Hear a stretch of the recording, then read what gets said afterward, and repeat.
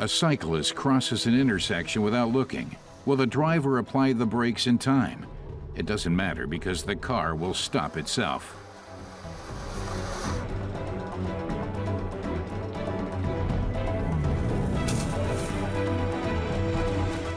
A vehicle is parked on a highway. A panic stop may not be enough to avoid a collision. The only solution is to swerve around it by using the neighboring lane. The car, an experimental vehicle from ZF Friedrichshafen AG, performed the maneuver on its own.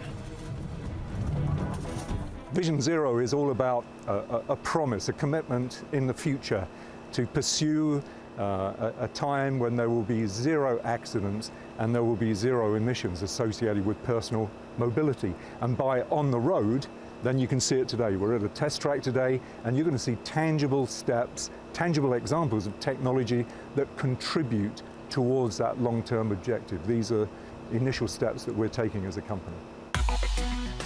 The component supplier ZF's base is near Lake Constance. It's loaded up a car with lots of visionary technology, including active seatbelts that tighten when the going gets rough, an intelligent operating concept, and even new driving assistant functions. Car tester Mathis Kurat says there are plenty of signs ahead. ZF development engineer Johannes Paas says that's the point. Mathis says the route is clear. But Johannes says people do enter highways going in the wrong direction. And the car is fitted out with sensors and an extremely precise location system. It knows the way and which direction to take. If we try to drive up the highway entrance ramp going the wrong way, Mathis sees the warning on the display. ZF's engineer says first there's a visual warning, then a signal from the steering wheel. Once you begin going the wrong way, the car slows itself down. It could be a one-way street or something less dangerous than a highway. At some point, the car decides to come to a full stop. Johannes says more functions could be added, an emergency call or directions to resolve the situation while avoiding further risks.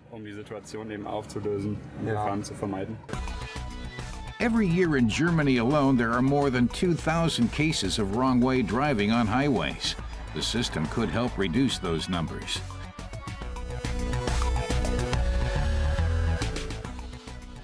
Distraction is another cause of accidents, with some drivers looking at their smartphones rather than keeping their eye on the road. The developers have built-in assistance systems for these threats too. A camera recognizes where the driver is looking. In an emergency, it takes over to avoid collisions or other types of accidents. And if the driver has given up steering entirely, the car takes over that too. Johannes says there are buttons on the steering wheel that let you see when the car is ready to take over control. The driver then activates the entire system and lets the car drive itself. Mathis is amazed, noting that the car does it all very smoothly.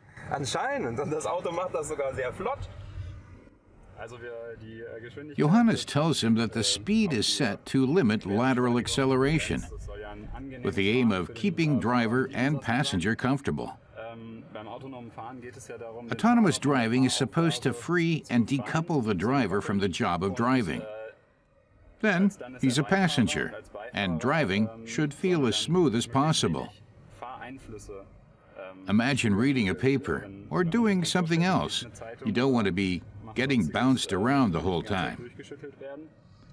That's why when we get to the bumps, the car will change lanes smoothly with the help of its rear steering, meaning the car won't rotate on its vertical axis. Let's check it out. Mathis asks if there's built-in rear axle steering. Yes, says Johannes. We're still looking straight ahead and feel a bit of lateral acceleration that's unavoidable. But when you're in the back and look down, it's much more comfortable.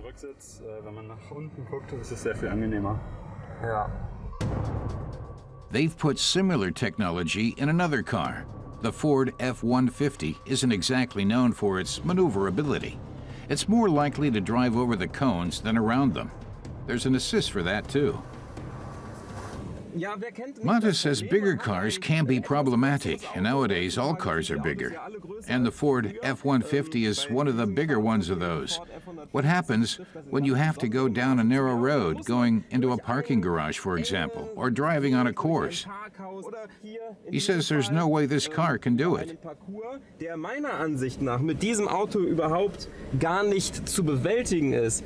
Herbert, how should I go with a car which is about, I don't know, 25,000 meters long? Yeah, how should I go through this parkour? Well, the wonderful thing is with our AKC system, we give you 12 degrees of rear steer angle in the rear, so it brings our turn circle down from what this F-150 would be down to what would be the Ford Kuga. Mata says he's not so sure, so he's going to see for himself. The rear steering is turned on, and we can give it a try. Yes. At first, the test seems almost impossible. So and now, but this seems to be very, very narrow here. It would be. It would be without rear steer. Ja, wenn man sich das hier so anschaut, Mata says if you look at the course, it seems really narrow. Driving through it is a real challenge. eng aus. Das ist aber wirklich eine Herausforderung. Yet the enormous steering angle makes it all as easy as child's play. There are already cars with systems like this, but the steering angle is much smaller. ZF wants to use the F-150 to show what the technology can do. The 6-meter-long pickup can be steered through the cones effortlessly. Its turning radius drops from 14.6 to 11.6 meters.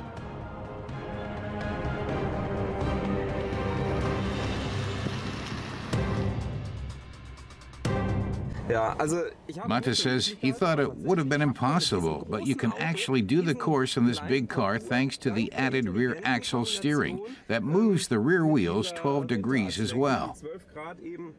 It's great, he says. We go back to the car that's got all the new systems on it. Mata sums up a day that's been full of surprises.